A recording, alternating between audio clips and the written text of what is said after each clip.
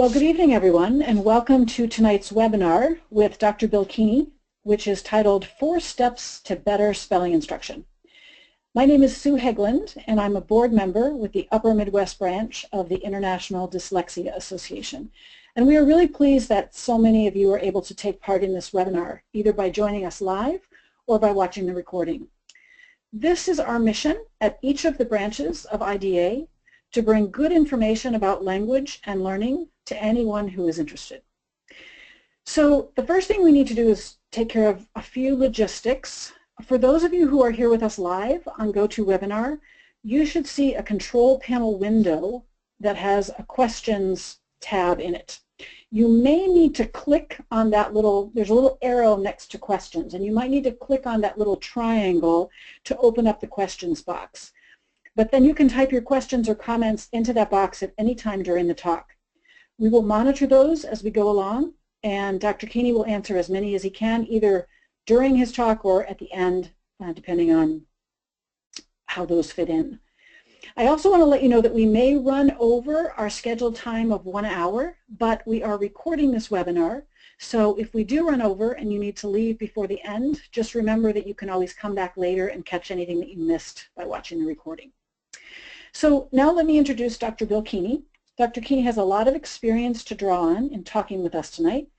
He is the chair of the English department and the director of pedagogical research and faculty development at the Delaware Valley Friends School in Pennsylvania, which is a grade 6 through 12 college preparatory school for students who've been identified with learning differences. And he's also in the classroom every day working directly with students. Dr. Keeney specializes in developing ways to support and teach students who struggle with literacy into the upper grades, meaning beyond 4th grade, with a focus on advanced literacy skills for adolescents and young adults. He has many years of experience conducting classroom research on this topic, and he has presented widely on it as well. So, Bill, I'd like to welcome you, and we really appreciate you being here with us tonight to share your experience and to share this talk with us. Thank you, Sue. So I just want to talk a little bit about myself and tell you a little bit about how I came to know this material. While I'm doing that, you might want to, if you haven't already, go to the link that's on your screen now. It's a place where you can find the PowerPoint that I'm talking about right now. There's also a set of handouts that you'll probably want to have access to because I will be referring to them. It's going to be a little bit different than the kinds of things that I usually do because this is a webinar, and so it's not a workshop or a conference presentation, so it's a little bit difficult to do some of the things that this presentation is built around, but if you have access to that document, that'll really help. And just to clarify for the audience, in case they're wondering, we did send a link, and they had they saw both of those documents at our website. If they already downloaded them, then they should have them. So just Good. It's not different than what they already saw before, is what I want to clarify. So, as Sue said, I'm in the classroom every day, and I'm a trained certified academic language practitioner. I also do private tutoring, and so my background is in reading and literacy. So I'm always glad to work with people from the IDA because they know that structured literacy instruction is the gold standard, and that the kinds of teaching that we need to do needs to be explicit, systematic, and rule-based. I was trained originally in how to teach people how to read, and so I understand the role of phonology and phonemic awareness and all of that stuff in teaching people how to read effectively. A few years back, maybe 6 or 7 years ago, I was fortunate enough to take a course with a linguist who knows about spelling, and it sort of revolutionized my thinking about spelling. But when I was taking the course, a lot of what he was saying seemed to run counter to what I had been understood about reading. And so part of what I'm going to present tonight are the principles that I learned and how I've learned to integrate them into my understanding of decoding and how encoding or spelling is different.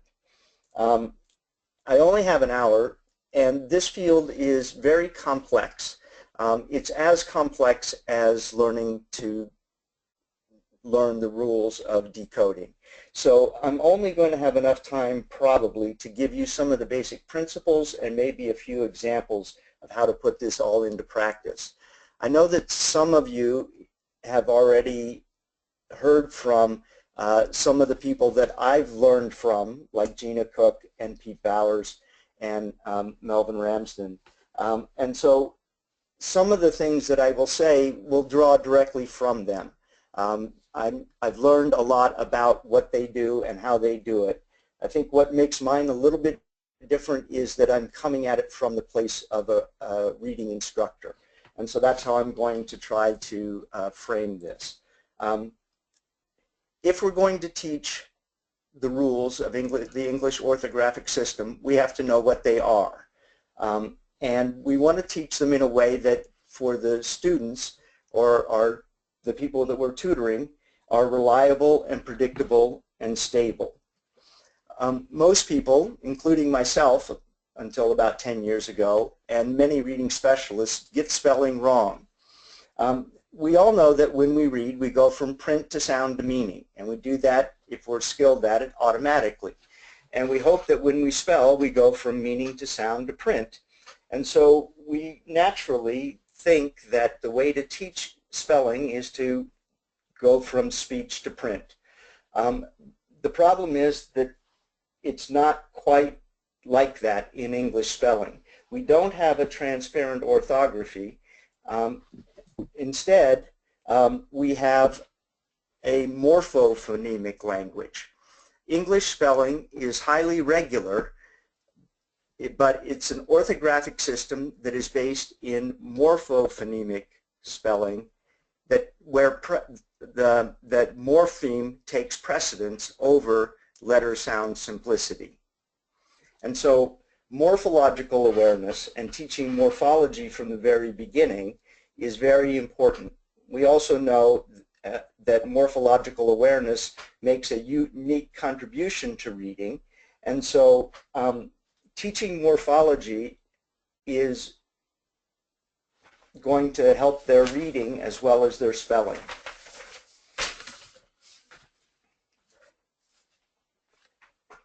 When we're learning to read or teaching someone explicitly how to read, we insert a couple of steps in between that meaning to sound to print sound to show them how to make the connection. We ask ourselves some different questions like, how is it built? We, as reading specialists, are highly trained in syllables, which are the oral features of the language encoded into the written text. And so we teach them to analyze words around syllable types, which are the patterns that help us know how to decode it into sound. And those syllable types are fairly regular. But we are so highly trained in those intricacies and in the principles of this system that we try to apply that directly to spelling with speech to print or sounded out strategies. And it works at least to an extent, and it is part of what you want to teach. It will work for simple base words like cake and run because spellings do in part represent the sounds of the language. But the problem is that English spelling is not primarily phonological. English orthography is built on morphology. And I just want to start by saying, if we try to sound it out, the problem is that we don't say things the way that we think we say them often. If I were to ask somebody to spell bedding, I'm betting you would get it wrong because the meaning of that word might not be what you think it is. If I say bedding and you started to spell it B-E-T-T-I-N-G, B-E-T-T-I-N-G, and I said, well, but what I meant was they changed the bedding in my hotel room every day. The problem is that we don't really say betting. So the only way we could get there would be to back up to the morphological level of bet. And then we can hear the t sound, and we'd be able to spell that word out. We think that we say 3 syllables when we say family, but we don't say family unless we're Sister Sledge rooting for the Pittsburgh Pirates. We say family, or sometimes some of my students around here even say family. And that's how they say it. They say it that way because that's the way they say it. It's very easy for us to learn oral language, and we are very comfortable with variations in the way things are said. The next one, iron. I had a student spell iron. Well, if you try to sound out iron, what are you going to get? You're going to get iron. You're not going to get iron. And so there's no way to get to the spelling from the sound of it. Even such a simple word as day has a diphthong in the middle of it.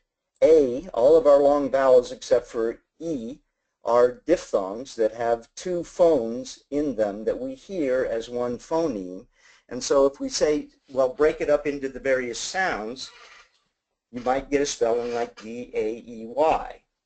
Why do they have all 3 of those letters? Well, they know that there's a Y in there somewhere because they've seen it, and they have a sort of visual memory, but when you're asking them to sound it out, it's D-A, day, and so they put an E in there.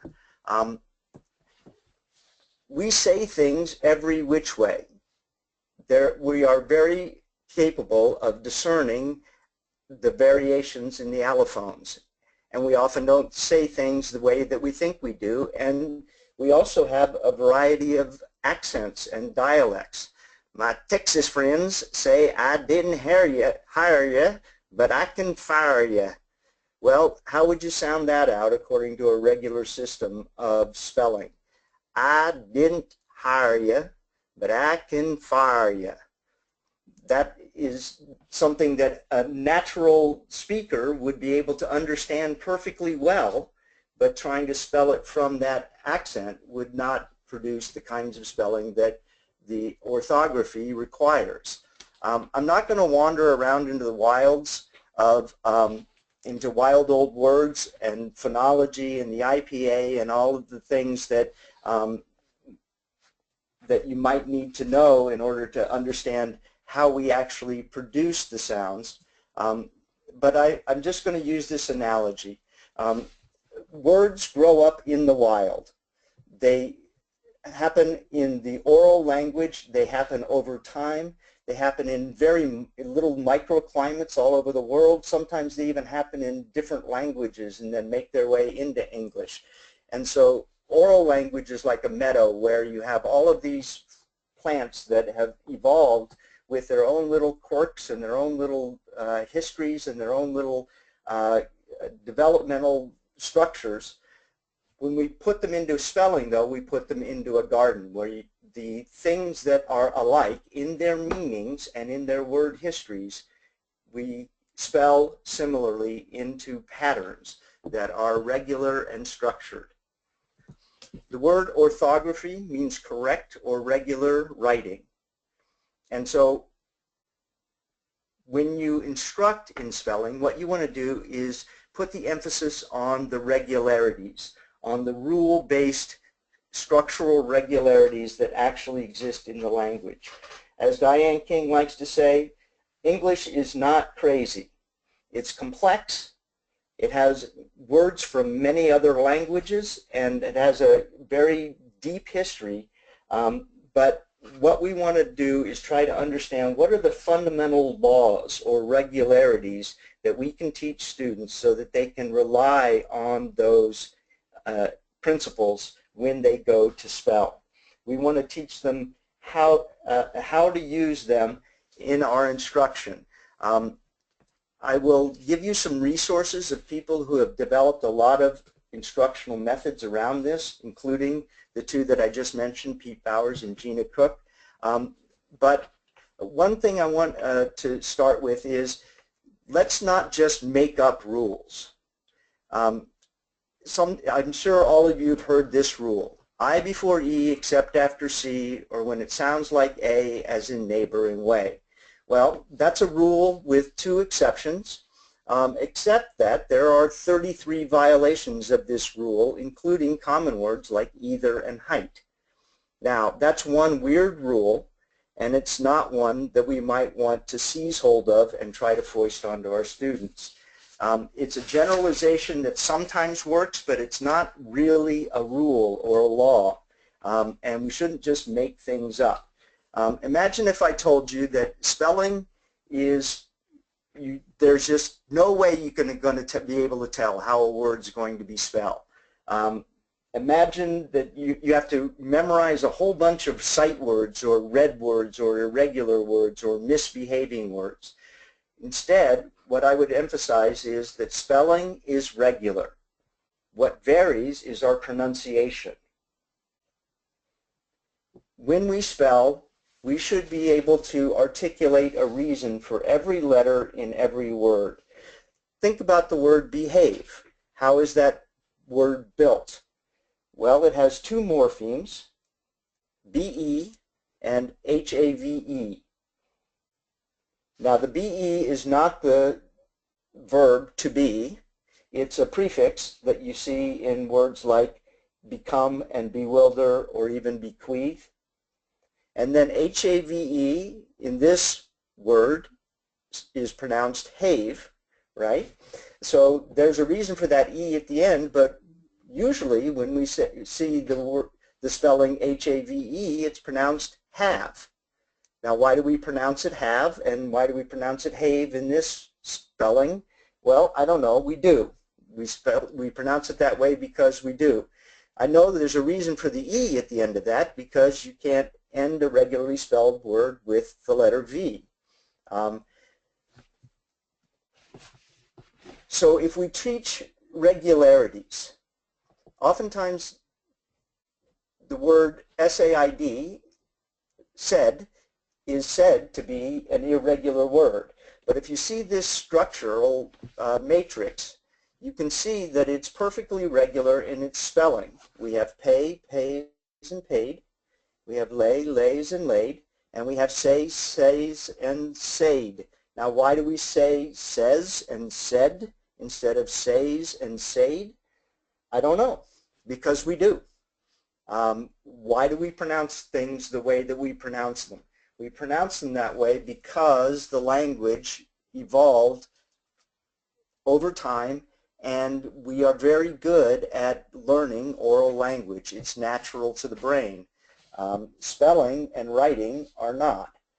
So when we're learning to decode these words, we might treat them as irregularly in their decoding, but when we're talking about their encoding or their spelling, they're perfectly regular. So the question that students always ask is, how do you spell, and they'll fill in the blank. How do you spell this word? And the answer is, well, how do you spell any word? When you spell, you ask yourself these questions. What does it mean? Because when you are trying to spell a word, you have to represent it, its meaning. Homophones and homonyms have similar spellings, but different meanings. Homonyms will have two spellings for the same sound, and English has a lot of homonyms. So we spell them differently, though, so that we can represent the difference between bear and bear, B-A-R-E and B-E-A-R. What does it mean? How is it built? What are its relatives? And how is it pronounced? Those are the four questions that we will ask ourselves. When we analyze words for spelling purposes, we analyze them according to their morphemes, not according to their syllables. You can see here that structured literacy instruction would be analyzed this way for decoding purposes, but differently for encoding purposes. When we encode, we analyze the words around their morphological structure. In my handout on page 2, I have what I call the code ring. It's got a decoder and an encoder. When we're decoding, we start with, we want to know what something means. And we look at its spelling, and we ask ourselves, how is it built? And we look at its syllable structure, and then we ask ourselves, how is it being used? And then we come to, how is it pronounced? And that will lead us to the answer, what does it mean? When we're spelling, we want to know how to spell it. And we begin, what does it mean? How is it built? But the built part is going to be different. We're going to analyze it around its morphological structure, not along its syllable structure. Then we ask ourselves, what are the relatives of that word in terms of its base and its structure? And then, how is it pronounced as a key to spelling? It's not that pronunciation doesn't have anything to do with spelling. Of course it does. But it's, you notice, the last question that we ask, not the first. And so when we teach spelling, we have to teach it slightly differently.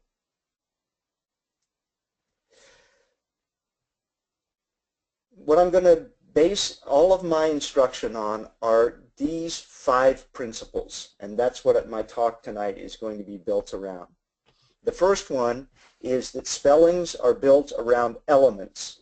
An element in chemistry is a substance that cannot be broken down any further without changing its fundamental nature. And spelling is built around morphemes that are stable, that never change their spelling from one form of the word to another, and they never cross morphemic boundaries or joints. When you go from one form of the word to another, the spelling stays exactly the same, always, always, always. Whether it's a prefix, a base, or a suffix, it always stays exactly the same, except for in some very specific, highly regular, and rule-driven changes at the joints. Second principle is that word families share common spellings. The third principle is that we do have some very highly rule-driven and regular changes that happen under certain circumstances at the suffixes. The fourth principle is that graphemes are stable and also do not cross morphemic boundaries, and they occur in certain places in certain morphemes in predictable patterns. And the final principle is that words with similar meanings will have similar spellings. And so you can use meaning as a cue to how a word might be spelled. This leads us to 5 practices. We teach morphemes, which are the base, the affixes, and the connectives, using word sums. We teach word families using matrices. We teach the joints using a flow chart. We teach graphemes and predictable graphotactics, that is, where certain graphemes will appear in certain elements. And we teach structural similarities regardless of how those words are pronounced. So what is a morpheme? It's a unit of meaning and of spelling that cannot be divided any further. It cannot be changed without changing its structure, and so it never changes no matter how it appears in a given spelling.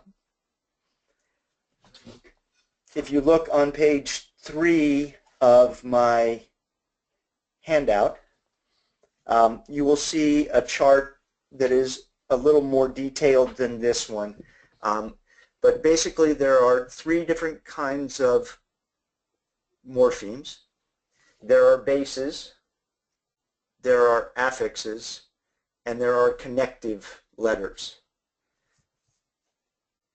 I'm not going to go into all of the details around those tonight, but the point that I will make is that we have a limited number of prefixes and suffixes, out of which we form all of our words along with the bases. Now, what is a base? A base is the nucleus of any spelling. It is sometimes referred to as a root word. I have a little statement at the end of this handout that talks about the difference between a root and a base. A root is a meaning. It's the meaning of a base or a word in its language of origin. Sometimes words with similar spellings have a similar base. I'm sorry, sometimes words with similar spellings have a similar root, but not necessarily. And sometimes words with the same root can come out with different spellings. So roots and spellings or bases are actually different things. Now, how we use those language is a different thing. It's very hard to change your terminology, especially if you're the only one in your school or in your environment who's using that term base. I will continue to use the word base because that's the technical term. That's what linguists call the nucleus of spellings. But if you use a root word in a classroom or with the people that you're tutoring, I wouldn't kick about that too much. The point is that English has a vast number of bases, but we teach those bases of the words that they already know. There's no one that needs to spell a word that they don't know the meaning of. So you can teach them the bases over time and build the bases out from the words that they have in their oral vocabulary as you teach them the decoding rules and so forth. And then if you can add in a limited number of prefixes and suffixes, then they can spell a vast number of words from one base. What this kind of instruction does is add morphemic knowledge to their phonological knowledge. The more they know about words and how they are built, the better they're going to be able to spell. We show how morphemes connect in a thing called a word sum. What a word sum does is it exposes the structure of a spelling. Words are built from the base outwards, and words with a common base are in the same family. So almost every spelling can be described this way. You have prefixes, bases, and then suffixes, and you represent that with the plus sign between them. The way that we teach the word sum is that we announce the spelling by the letter name. Now, why do we announce the spelling by the letter name? Because the name of the letter is the stable feature of that letter in the spelling. It's something that never changes. How we pronounce that letter might be different from one word to another, but it will never change its name. We pause at the joints to show that we know that there's a difference, that is a change from one morpheme to another, and we say it gets rewritten as we write it. So for example, the word instruction would be I-N-S-T-R-U-C-T-I-O-N, gets rewritten as I-N-S-T-R-U-C-T-I-O-N. And as we said that, we would write it. This introduces a multisensory part to the instruction. We're seeing it, we're saying it, and we're writing it. And we don't pronounce the morphemes. We don't say in, I-N, struct, S-T-R-U-C-T, I-O-N, because there are many ways that we could pronounce those various things or spell those various pronunciations. Think about the prefix miss. If I say, well, spell miss, there are at least 3 ways to spell that: M-I-S, M-I-double-S, and M-I-S-C, as in miscellaneous. which of those ones is the right one? Well, when you announce the letters, there's no mistaking it. M-I-S-T-A-K-E.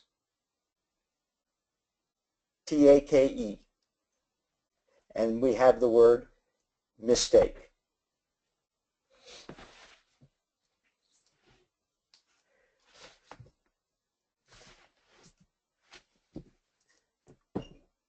When we're looking at this spelling, you might notice that the suffix is written as ION. When we teach decoding, we teach the suffix as TION because it's a stable final syllable, shun. But it's not actually the spelling suffix. The spelling suffix is ION. We can see that clearly if we think about the word instruct. I-N-S-T-R-U-C-T. Those are two morphemes. The morpheme boundary is between that and the ION, and so the ION must be the suffix. The same thing is true of T-U-R-E, which we pronounce chur when we're teaching decoding, but is actually always a T that is affixed to the base, and the suffix U-R-E for spelling purposes. We start with word sums like that just use whole words, whole bases, and combine them into compound words. So we might teach just football, F-O-O-T, B-A-L-L, gets rewritten as F-O-T-T, F-O-O-T, B-A-L-L, football. Or notebook, N-O-T-E, B-O-O-K, gets rewritten as N-O-T-E, B-O-O-K.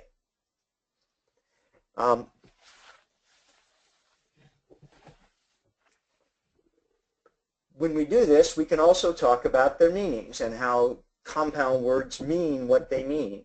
We can teach them that the second word is the thing that it is, and the first word is the modifier.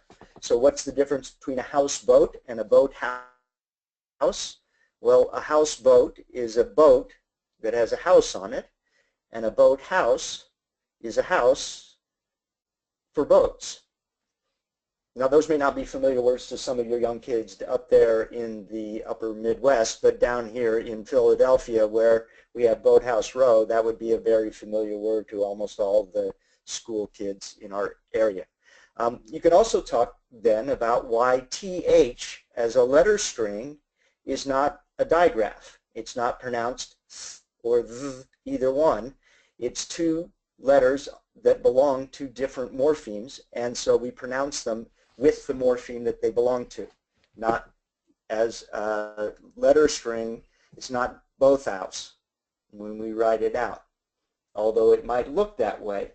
You can see how this also helps to lead to understanding of how to decode these words, and how the knowledge of morphemic boundaries helps them to know what the word is, what the spelling indicates in terms of what the word is and what it means.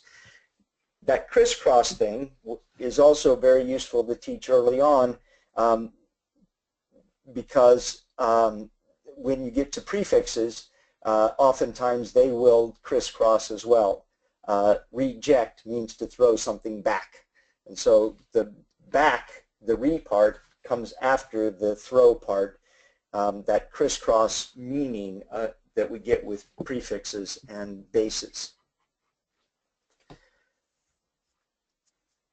So you can set up exercises where you have words that are familiar to them, you've taught them how to spell, that they know, and you start adding some of the more common suffixes like the S at the end of a verb, the ing, the er to mean a person who. You can add a prefix like mis, get mislead, or leadership. And then you would have to talk about how ship in this is not a sailing ship. It's a suffix that we get in words like hardship. It doesn't mean, hardship does not mean a ship that it has hard sides. It's something else. And then you could give a spelling test. This could be a way of, instead of having a list of unrelated words, you could give them these word sums and then have them produce the spellings. And what you get is a spelling test that everybody can pass. And it builds confidence and it builds regularity. They understand that when you put these two morphemes together, they stay exactly the same. For more advanced students, you could give it to them the other way around. You could give them the spelling and then ask them to produce the word sum. Or you could do the kind of things where you put them all together and ask them to find the common base among all of those words. You might notice also, by the way, that in leadership, we already have a suffix onto the base, L-E-A-D. So leader is what we call a stem word. A stem word is a word that operates on its own as a word, but already has a prefix or a suffix attached to it. So leader becomes leadership, and we can add more suffixes than one to a word. You want to introduce the concept of the free base and the bound base and the twin base. I'm not going to spend a lot of time on this, but a free base is a word that operates, has a meaning in and of itself without anything attached to it, like L-E-A-D or C-H-E-E-R. Those already have meanings in and of themselves, and then we can add other prefixes and suffixes to them. A bound base is usually from Latin or Greek, and it's a spelling that does not mean anything on its own, but needs a prefix or suffix to add to it, like S-T-R-U-C-T and J-E-C-T. And there are some bases that have a slight change in the spelling, but they come from the same exact base. And so because of the way the Latin spelling came into English, we have words where when you produce something, you get a product. And so it's clear that those are two bases that are intimately intertwined. So we teach them together as what we call a twin base. And there are even some triple bases. So how do you spell instruction or structure?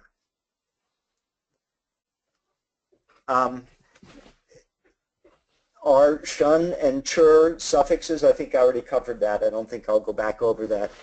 But this becomes important to know whether something is a prefix, a suffix, or a base when you look at words like pressure and assure.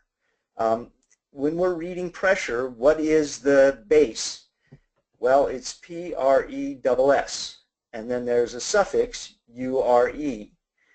Whereas if we were teaching it as S-U-R-E, as a suffix, then we might look at assure and wonder if that's the base is A-S and the suffix is S-U-R-E. When clearly the word is analyzed, we have a prefix, A-S, and a base, S-U-R-E. You are assured. The base is sure, and the base of pressure is press. So I think you can see how understanding morphemes can help students to read words better as well as to spell them better. Pete Bowers has come up with a lot of activities that make use of these basic principles. And I tell the students that we're going to be able to prove that why or explain why a word is spelled the way that it is always. I want them to become word nerds or word scientists or spelling detectives or be a linguist. And what I tell them is that linguistics is a science, orthography is the field that we're working in, and the body of evidence is the written record. And dictionaries are our main secondary source of information about whether something is a base or a prefix or a suffix and whether a spelling is accurate or not. Whether those spellings exist in the written record has been compiled into these really useful dictionaries, useful resources called dictionaries. Now, you have to be careful, though, because even dictionaries can be wrong. Some dictionaries list TION as a suffix, and it clearly is not for spelling purposes. There is one great resource that I want to tell you about. It's called Etymonline, which is an online dictionary that was developed by this guy by the name of Douglas Harper, who's a single person who's created a whole online dictionary that's just amazing. I'm going to surf out here a minute and just show you what it looks like. This is the site, if you type in like the word hatchet, it will tell you just about everything you need to know about its etymology. Now, do we need to teach etymologies when we're teaching orthography? Not necessarily, but they do add interest and they make it fun. And sometimes this can be a real hook to get students interested in how words came to be spelled the way that they are and what they mean. So what is a hatchet? It's a small axe with a short handle, and it's built out of a base, H-A-C-H-E, it was originally, meaning an axe. And so a hatchet was a small axe, and so the ET is the diminutive of hatchet. The nice thing about this, one of the nice things about this etymological dictionary is that if you click on this little link right here, it takes you out to another dictionary online that will give them pronunciations. Hatchet. So I really like the way it's linked out to lots of different resources. This isn't necessarily how something that you're going to want to use, but it's a really interesting tool for doing that kind of work.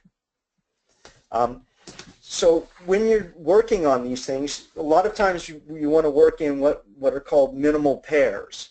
A minimal pair is a set of words that have only one element that is different. One element that is different between them.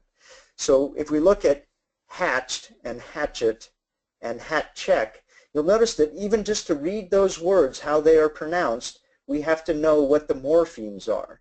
We have to know that the first one has the suffix ed, that the second one has a suffix et, and that the third one, the tch, is not a trigraph, but there's a morphemic boundary between hat and check if we're going to read those words correctly and decode them correctly. Julie Walter, who was at the session had a session down at the IDA this year. It's W5 if you want to find her handout and her materials. Talked about moth and mother. So we have to know that those are two different words, that moth and mother are pronounced differently. First off, notice that the pronunciation is different, but that it's not mother, that we're not talking about something that is more mothy than something else. I think I'm going to skip the thing about villa, village, and villain for our purposes tonight. But I'm just going to pause and say that what we can do is we can present our students with, if they ask, are these words related, we could present them with a hypothesis that they are, and then so if they're all related, then we know that the base never changes its spelling, and so the thing that they have in common is V-I-L-L-A.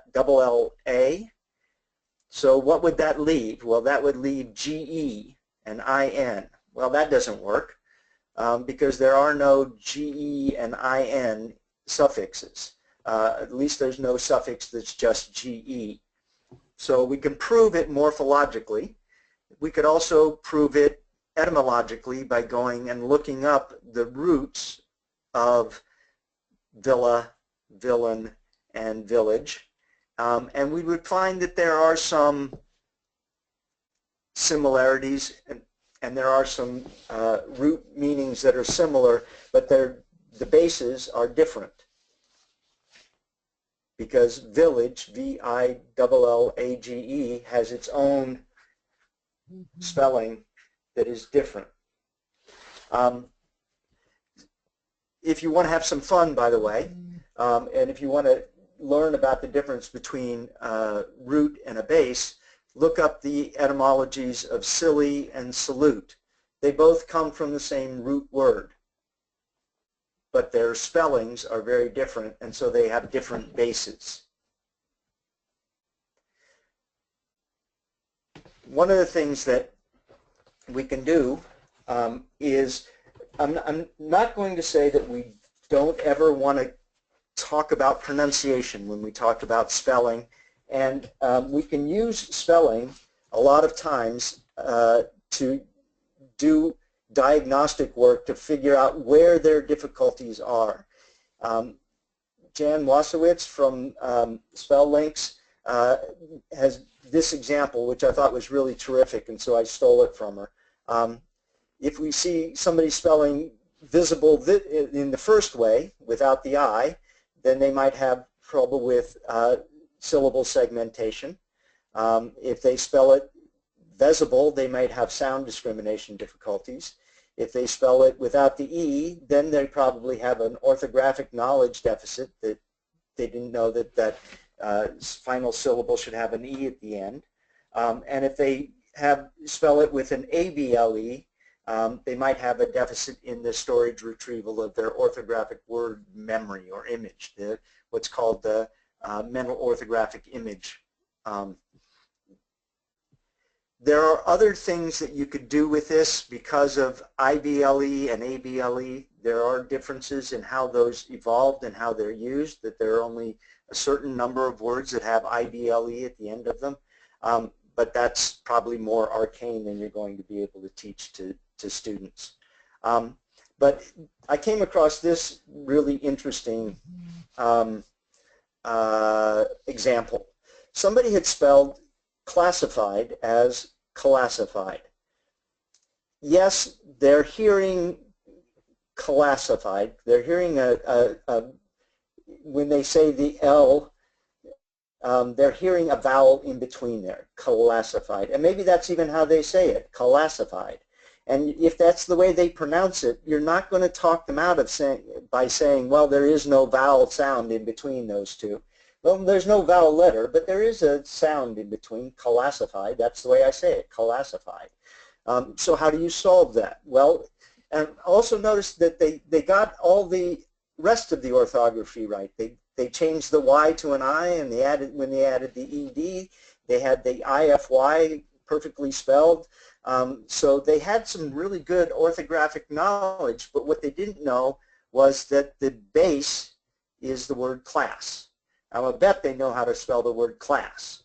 So even if they pronounce classified, if you could tell them that the base is the word class, which they might not have known that class means not just a place in school, but also a group of things that share common attributes, then you could teach that little bit of vocabulary meaning, but you can also explain why it's spelled classified, C-L-A-S-S, instead of classified the way that they're hearing it when they try to do it from speech to print. You can also have all kinds of activities where you invent words and put them all together, so you can get like micro, and you can have some of these words with prefixes and suffixes and bases and come up with words like microdiction, saying something very small or softly, or unfreeify, making something less free, or eunomia, the condition of having a good name. So you can show them how bases and words can be constructed even if they're not necessarily words that they are familiar with. A quick short note on when students ask, well, you've just, is that a word? And what I say is, well, if I say it and you understand it, then it's a word. It might not be a word that has been written before. It might be a new word or a word that we've never seen in print before, but that doesn't mean it's not a word. If you can say it and I can understand it, it's a word. So microdiction is a word. We might have to work on an agreement as to what it actually means or denotes, but it certainly is a word.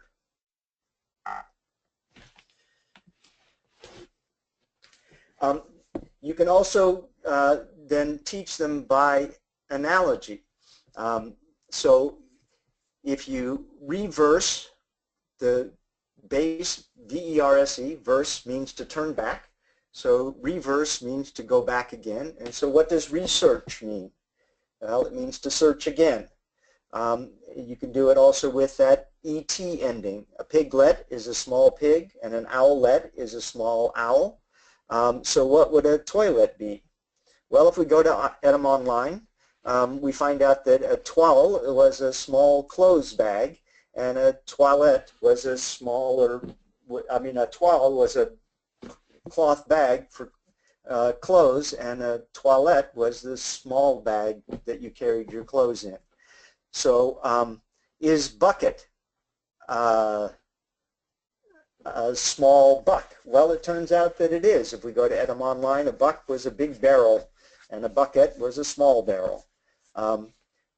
That's not always going to be the truth or the case, and that's where you have to say that just because the letters are the same doesn't always mean, what about an omelet? Well, an omelet is not a small ommel. What about a poet? Nope, that doesn't work either. A poet is not a small po. And an asset. Well, let's talk about a quick word on false etymologies. Okay, we'll just move on from there.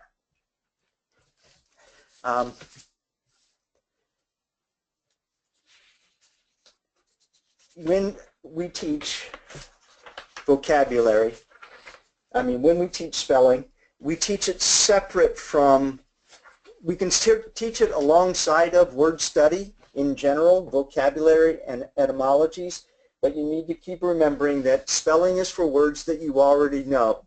And no one needs to spell a word that they don't know the meaning of.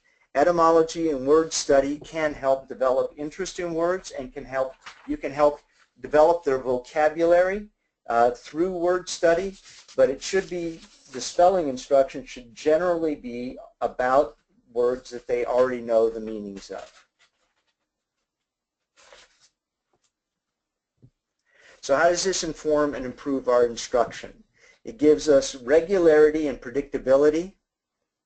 We can practice building words in both directions by giving them the sum and ask for spelling in return, or giving them the spelling and ask for word sums.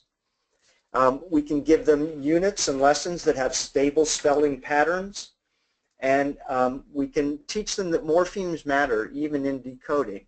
For example, if we have REAC, it matters a lot whether there's an H at the end or a T at the end. One of them is a single base, R-E-A-C-H, and the other one is two morphemes, R-E and A-C-T. And if you're going to know how to read those words, reach versus react, you have to know where the morphemic boundaries are. So even in decoding and pronouncing of words, morphemes are very important. Understanding where the morphemic boundaries are and that the graphemes of a single element will never cross those boundaries. I'm going to skip this slide. The next, can I jump in? This is Sue. Can I jump in before you go on to the new practice? We've had a couple of questions that maybe would be good to just respond to here before you go on, if that's okay. Yes. So there were two that were somewhat related. Someone asked whether you have an opinion on students being taught speech to print first, or, well, either, I guess, speech to print or print to speech.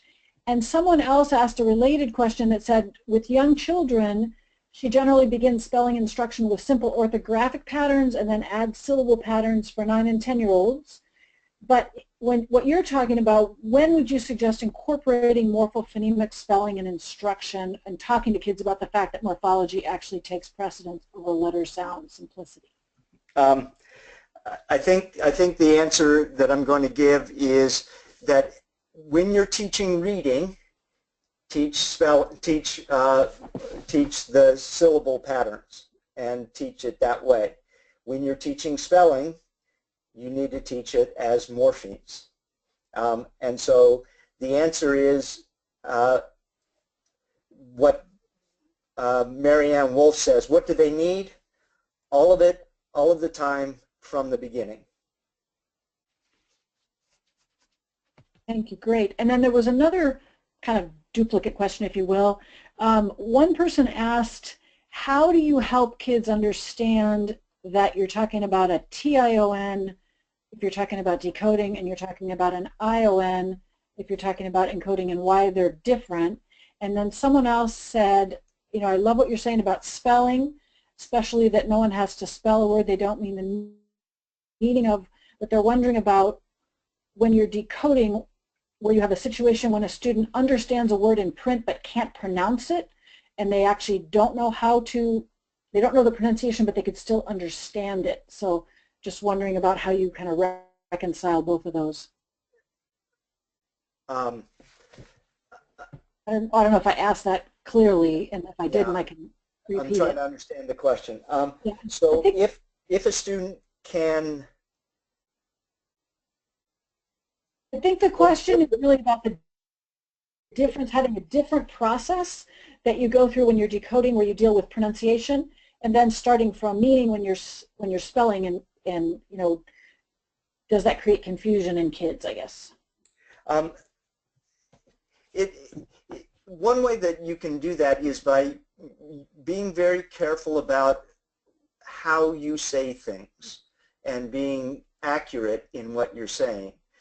So when I talk about spelling, I don't talk about syllables. When I talk about decoding, I talk about syllables, because that's what we're doing. A syllable is a pulse of sound. And so we're analyzing the word around its syllable structure when we're decoding, because we want to know what the sound is that we're trying to derive from the spelling. When we're spelling, we're trying to encode around the morphemes, and what we want to do is show them how words are constructed. Yes, they have regular patterns of spelling within our spelling system, and I'm not saying you shouldn't teach you know, vowel consonant E as a syllable and then teach how cake is spelled C-A-K-E, and then take is T-A-K-E. You certainly want to teach those patterns and those regularities. But then you would want to add, okay, let's make cakes C-A-K-E, and then let's add the S. So you're already starting to introduce the idea of there are two different kinds of elements that we are putting into this spelling, and that they are joined at that joint in a very predictable way. Once we know how to spell cake, we can spell cakes by adding the suffix S. Great, thank you. And those were the two main questions that had come up to this point that I wanted to just make sure we got a chance to get going before you go on. Okay. So another really useful technique or tool is to teach word families, show how words are related around their morphological structure by using what's called a matrix. A matrix is a way that you show the connection, the structural connection between one set of words and another, and how they have similar elements within them. So if we had the bases LEAD and JECT, one is a free base, meaning to be direct or be in charge of, and JECT, the bound base, to throw.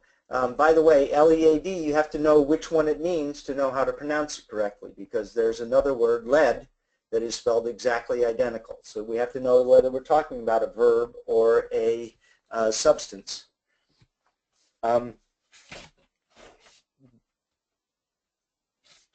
This information, or this exercise, is in the handout as well. It's on pages 5, 6, and 7, I think.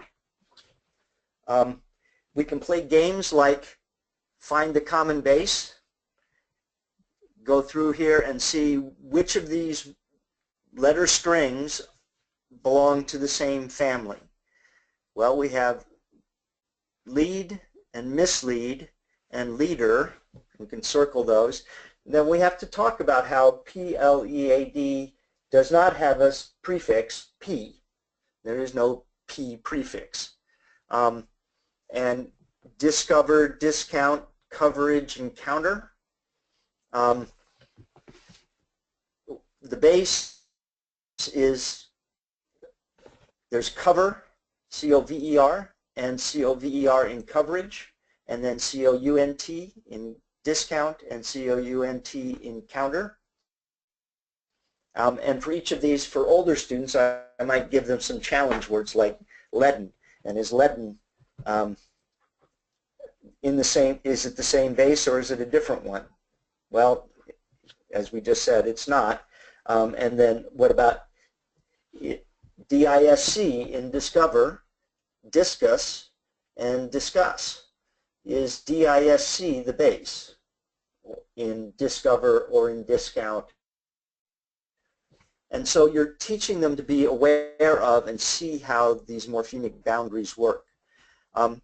There are a couple of great, I'm sorry, I kind of skipped over the exercise that if I were doing a workshop or something like that, I would, or even a conference presentation, I would have given you a chance to take a look at the matrices on in my handout. You can see how in the one LEAD is in the center, and then we have words on either side of it, or prefixes and suffixes on either side of it that can be combined to make words. You can give them the matrix and have them create words out of it, like adjective and reject and objective and objectively and so forth, or you can give them a list of words and ask them to create a matrix out of that. One really great resource for doing that is the word searcher. If you don't know what the word searcher is, you should go and take a look at it. It's a fantastic tool. You can type in any letter string and it will tell you all of the words that have that letter string in it. So if I typed in JECT, I would find out that there are 74 words in the English language that all share that exact same spelling pattern, from eject to projector to interject and so forth. Now, am I going to teach all of those to every student at the same time? No, of course not. I mean, how many students, even in high school, are going to need to know the word abject? So I'm not going to make a matrix that has all of those words on it. I would gear it to the level of the student and the words that I think that they already know. But by teaching them this one base and a few prefixes and suffixes, we can teach them how to spell dozens and dozens and dozens of words. And it's regular, predictable, and understandable, comprehensible. There's nothing crazy or irregular about it. The mini matrix maker is a way that you can make these kinds of matrices. You go to it and you type in word sums, and then it creates a matrix like this that you can use. You can see how I've typed the word sums in, and you can then, it will print this out, and then you can use that in your instruction. It's just a really great instructional tool. The word searcher, by the way, is also good for decoding. If you want a list of words that end in TCH, you can just go in here and you can easily type in TCH and the $, and it gives you all of the words in English that end with that trigraph. You sometimes have to vet the words, and of course if you're doing things like vowel teams, you'd want to have one that just has one of the sounds probably for each of your lessons. But it's a great tool for building lists. And I have some instructions in there about how you can build word lists around bases by just using a set of procedures that I've developed. That I can take a base like struct and I can put together a list of words that have that in it in a matter of minutes for that day's lesson. Very useful, especially for Latin and Greek bases that you're using for the upper grades. So how does this inform students' spelling practice? Well, think about the word competition. You know, a student might want to spell that unaccented vowel any way. Competition. What's the sound? What letter is represented in that? Well, if we are used to understanding that words are related in families, we can tell them, well, if you, what is someone who is in a competition? Well, they are a competitor. And what are they doing in a competition? Well, they compete. Well, there's the stem word, compete, and we can now hear that vowel. That vowel emerges in different pronunciations. The same things happens, by the way, with family. F-A-M-I-L-Y. We don't say the I in family, but it comes out in the word familiar because the accent changes. And so if we've taught them that words are interrelated in that way around their base, they can often find another word that is related to it. And then in that other word, they will be able to hear the vowel or the letter that they could not distinguish in another version of that word. So it gives them flexibility in how they can approach a spelling task. There's all kinds of ways that this can inform our instruction. We can give a spelling test with just one base and lots of words that come off of that one base. We can give them a matrix and ask them to spell as many words as they can from that matrix. We can give them a word list and have them create a matrix. There are lots of things that you could do with that. So that's the second principle, and I know I'm already past time, and I apologize. I'm going to try to get through the rest of this relatively expeditiously. Well, we did let people know that we might run long, and they know that they can always go back and watch the recording. So if it takes a little longer, it's, you know, we appreciate your willingness to share all the information. So don't feel compelled to rush if you don't. Okay.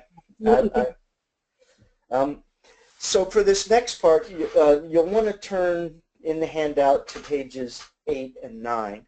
This one is going to be a little hard to demonstrate on screen. The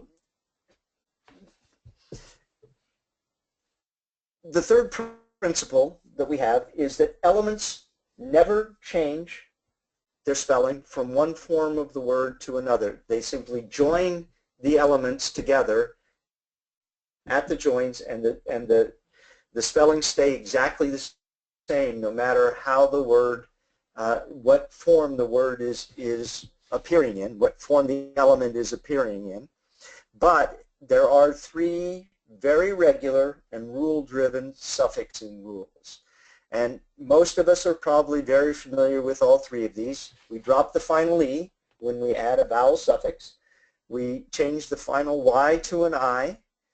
And the final consonant doubles when it's a single vowel, single consonant, and we add a vowel suffix to the end. We can teach these, as we often do, as suffixing rules like this. The problem is that a lot of our students, a lot of dyslexic students especially, have difficulty with sequencing. And so a rule like this can be almost as difficult for them to understand as it can just be hard for them to know when the rule is going to be applied and so forth. So another way to teach that is with a flow chart. And the nice thing about a flow chart is that you can have them trace it with their finger, and it goes through the decision steps very clearly. So if we are doing the silent E, when do you replace the single silent E at the end? Well, let's start with the word move, M-O-V-E, and let's add the suffix M-E-N-T. Does the suffix begin with a vowel letter? No, it begins with an M. So we just add the suffix M-O-V-E, M-E-N-T. Now let's start with the base move, M-O-V-E, and let's add the ED to make it, or let's ING to make it moving. So we're going to start here. Does the suffix begin with a vowel letter? Yes. Does the base or stem have a single silent E? Yes. Remove the single silent E before you add the suffix. So it's M-O-V, no E, I-N-G. Now you'll notice how when I announce that, I announce that the letter that we have taken out is still there in the base, but it has been removed. That way we're clearly we're training them to know that that letter has not just gone away for no good reason. It's still there in the base, but it has been removed for the purposes of the spelling.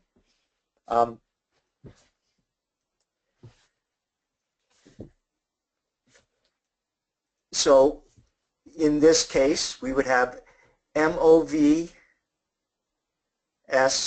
gets rewritten as M-O-V-E-S, whereas moving would be M-O-V, no E, I-N-G. Oh, sorry. Shows you, I got a mistake on my slide here. Sorry about that. Should be M-O-V, no E, I-N-G is the spelling. And so forth.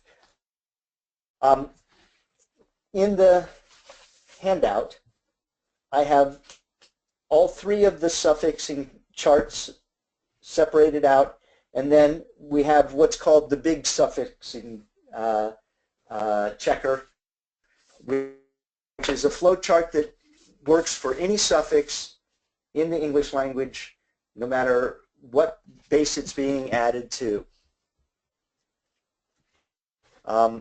So how would we announce the changes from happiness? H-A-P-P-Y, change to an I, N-E-S-S, gets rewritten as H-A-P-P-Y to an I, N-E-S-S. We announced the doubling of the P from hop to hopping as H-O-P-P-I-N-G. ing to show that it's not H-O-P-P-I-N-G, that the P has been doubled. Instead of just saying H-O-P-P, we're showing that we know that it's been doubled. And the same thing with no E.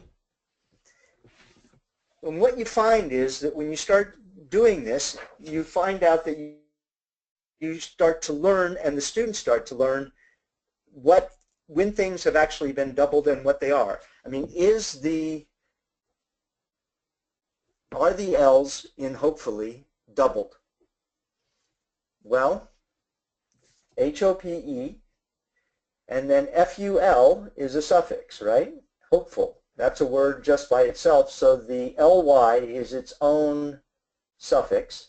It's H-O-P-E, F-U-L, L-Y. You might notice that the floss rule that we use for bases doesn't apply to suffixes.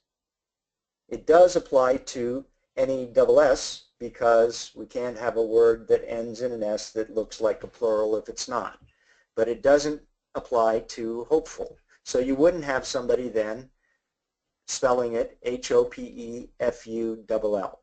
It's a suffix that is spelled differently. And so you can start to build this kind of knowledge into your spelling instruction.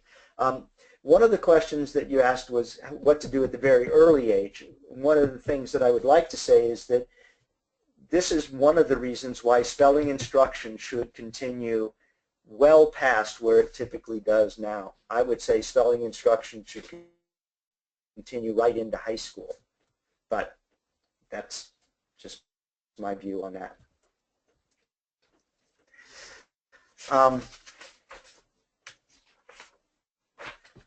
Happiness is a well-spelled word, and you can do exercises and discover things that are really interesting when you do this.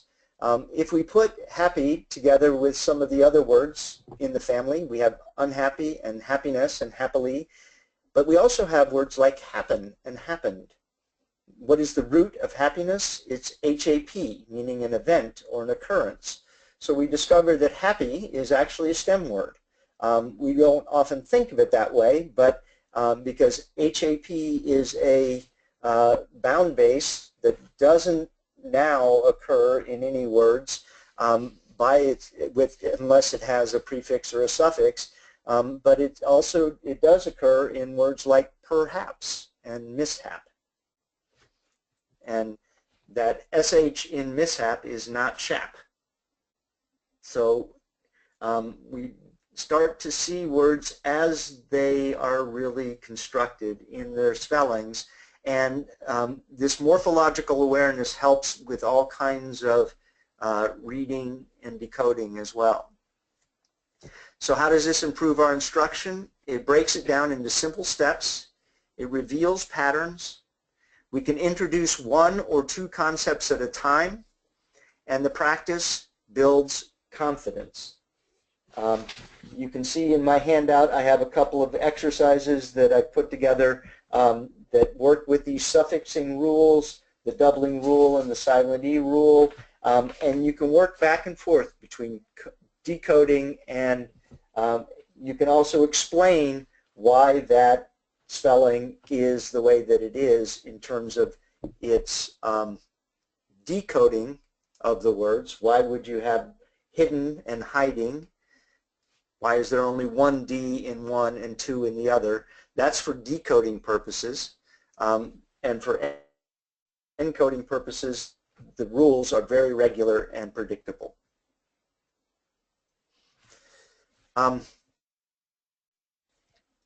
Principle number 4 is that spellings are created from graphemes, more so than letters. And what is a grapheme?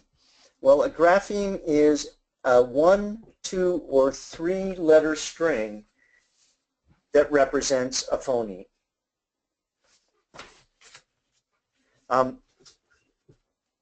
We have more graphemes than we do letters, and so we should teach words as we teach the letters, we should also teach the graphemes, and not just the most common ones, CH and SH and so forth, but also more some of the trigraphs like UGH and TCH.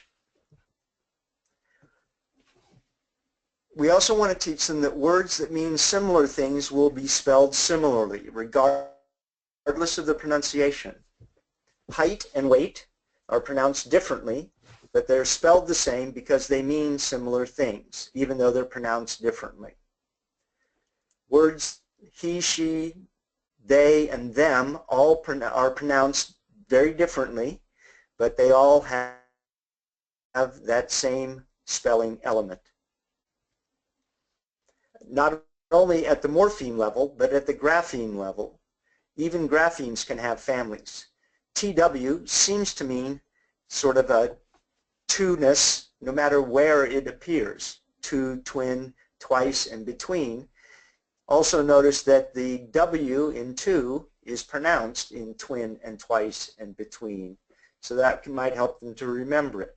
WR appears in words that seem to have similar meanings and just about only in those kinds of words.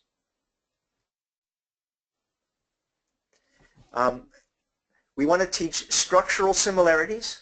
I teach things like there's a here in there and everywhere. Even though they're spelled differently, here and there, pronounced differently, they are spelled the same because they mean the similar thing.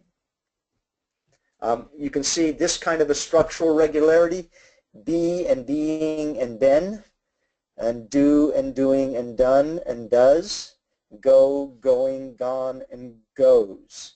Now, why don't we say gone? Well, I don't know. Maybe we should, but we don't. Why don't we say do, doing, done, and does? At one point, maybe we did. There have been changes in how we pronounce words over time. I'm not going to go into the great vowel shift and all that kind of stuff. But for whatever reason, that's how we pronounce it. We pronounce do and done differently, but we spell them in similar ways because they mean similar things and they come from similar places.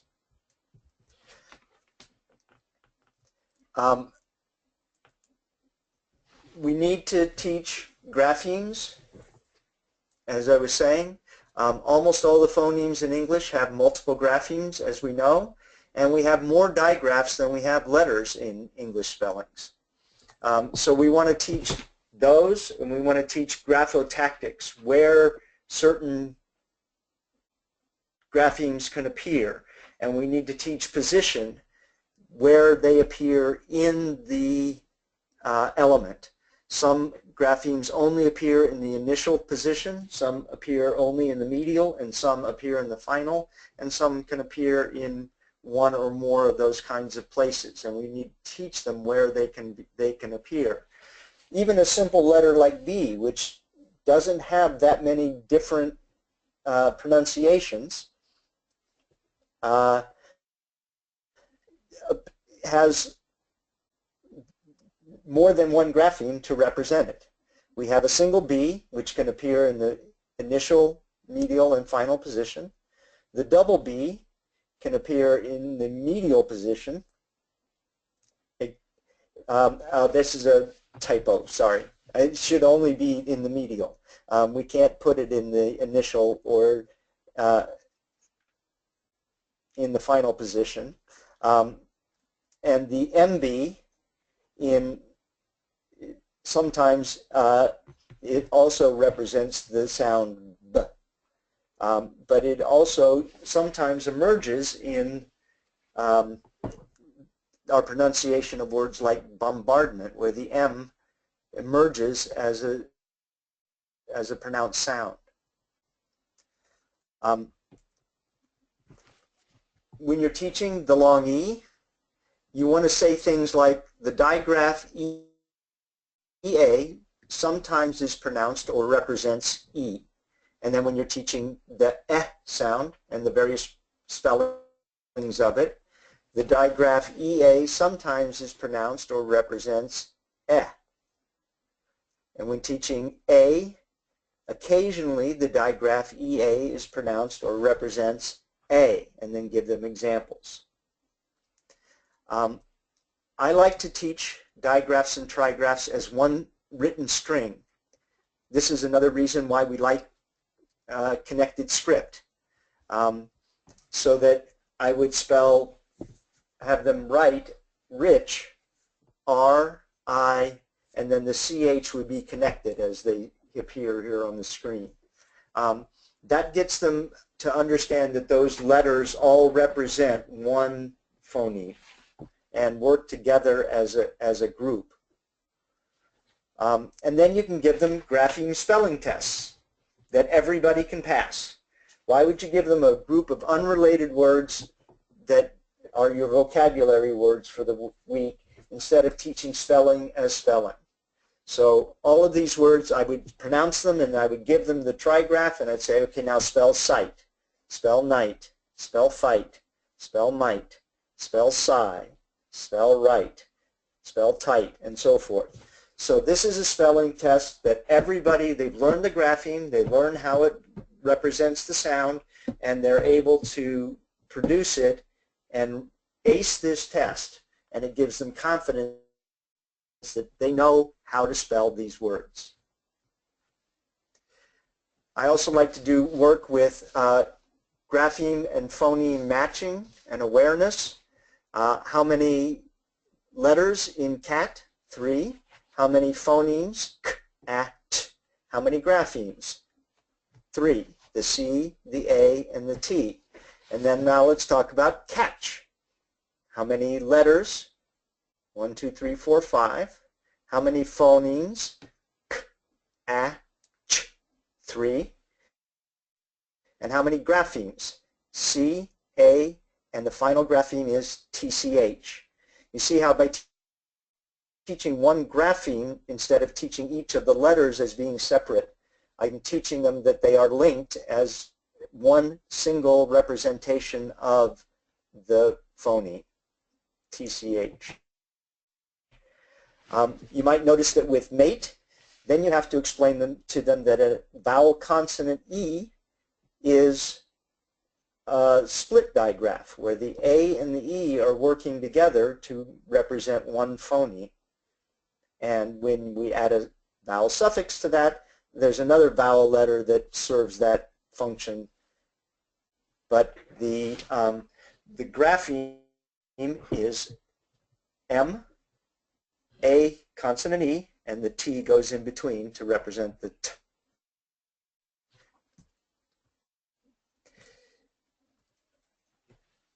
You want to teach grapheme matrices as you teach the phonemes and where they come in certain positions. As you're teaching K and the various ways of spelling K, in the final position, it's in a single vowel base. It's spelled CK, or in a medial position in an accented syllable. So then you could give a spelling test like this, where, again, everybody would know and be able to spell each of those words: back, tack, black, neck, sick, block, duck, bucket, and tackle. So everybody would be able to pass that test with flying colors, and they would learn where that CK works in certain kinds of graphotactical positions. Just the way we teach how certain letters are pronounced in certain ways, in certain positions, and in certain patterns. Give spelling tests that test them on one concept. We know that if you have a spelling that ends with the letter K, if there's you can just find the first vowel and count back, and there has to be at least one letter between that vowel and the K. So I would say back, and then they would know that there has to be a C in there. Beak, and there has to be another vowel letter. They might get the wrong vowel letter, but they're going to know that the vowel letter needs to go in there. And if we caught the EA very systematically, that they would be able to get that most of the time. They might put an E in there. You never know. And bank and so forth. The nice thing about this, by the way, is that you can differentiate your spelling tests. One student might get all three of those letters, the B, the A, and the K. Another one might just get the B, and some of the rest of them might not need any of those letters. They might be able to spell them very easily all themselves. And the same thing goes for, you can teach this same process or the same concept for CH and TCH and GE and DGE. So you can show them how these patterns repeat from one set of digraphs or one set of graphemes to another. Which is to say that all of this is to try to make your spelling instruction as regular, consistent, and comprehensible as possible. English spelling is complex, but it's not crazy. Spelling highlights structural similarities between similar words, whether we pronounce them the same or not. And they are built from elements that never change. Once you've learned how to spell an element, it will always be spelled that way forever, except under very strict rule-bound conditions that you can teach very systematically and explicitly as well.